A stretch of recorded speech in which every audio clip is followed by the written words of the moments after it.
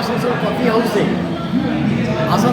হাউসে আমরা সাহিত্যিকদের নিয়ে বসেছি এবং বেশ কিছু বই আমরা কফি হাউসকে তুলে দিলাম এখানে যাতে পাঠকরা এসে পড়তে পারে। আপনারা পড়ুন, বিশ্ব বই দিবসকে সাফল্য করুন। নমস্কার। আসানসোল কর্পোরেশনের উদ্যোগে, আসানসোল কফি হাউসের উদ্যোগে সহযোগিতায় আজকে বিশ্ব বই দিবস 23 এপ্রিল পালন হয়েছে। সকালে কর্পোরেশনে বিকেলে কয়েকজন সাহিত্যিক মিলে বসে আসানসোল কফি হাউস পাঠাঞ্জলিতে উদযাপন করছি বিশ্ব বই দিবস। বর্তমান বিশ্বে সোশ্যাল মিডিয়ার পাশাপাশি বইয়ের যে সমান গুরুত্ব আছে তা কোনো অংশেই কম নয়। দিন যাওয়ার সঙ্গে সঙ্গে বইয়ের গুরুত্ব আরও বাড়ছে, এই বার্তা আমরা দিতে চাই। তারাও আসুন, আসানসোল কফি হাউসের র্যাকে বেশ কিছু বই পত্রিকা দেওয়া আছে, সেগুলো আসুন পড়ুন এবং বই কিনুন, বই ভালোবাসুন। বই আমাদের প্রথম এলাম আমাদের এই শহর সাহিত্য পত্রিকার সাথে যুক্ত হলাম।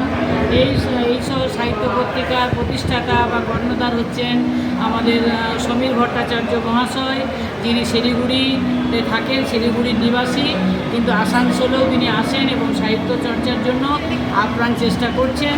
নির্ভেজাল সাহিত্য চর্চা এখন নেই, উনি সেটাই করাই চেষ্টা করছেন। এখন তো সাহিত্যের মধ্যে অসততা এসে গেছে, টাকা পয়সার লেনদেন বা সাহিত্য দিয়ে কিছু করে খাওয়ার যে ধান্দাবাজি সেটা আছে।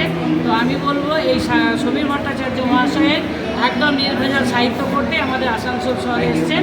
আমি লীলাকবি মুখার্জি আজকে এই ব্যাপারে এসে দেখে শুনে এই সব কিছু দেখলাম। আমার হাতে পত্রিকা এলো, রেগুলার আমি আসবো, নিয়মিতভাবে আমি চর্চা করব, আমি সাহিত্য ভালোবাসি, সাথে থাকার অঙ্গীকার করে গেলাম। আগামী দিনে এই বইগুলো সমস্ত যারা এই কফি হাউসে আসবে তারা এই বইগুলো পড়তে পারবে, এই জন্য বইগুলো তুলে দেওয়া হলো। দ্বিতীয় রবিবার আসানসোল কফি হাউস পাঠাঞ্জলিতে আমরা সাহিত্যিকদের নিয়ে বসবো, তাদের সাহিত্যের কথা শুনবো, আলোচনা হবে এবং সমৃদ্ধ হবে। না তারাও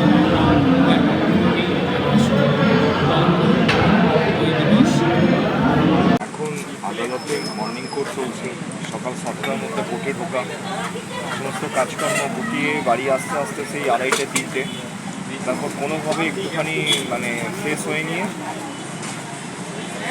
একটা বই পড়লাম, যেটা আজকেই পেলাম, সেটা হচ্ছে বইয়ের দেশ।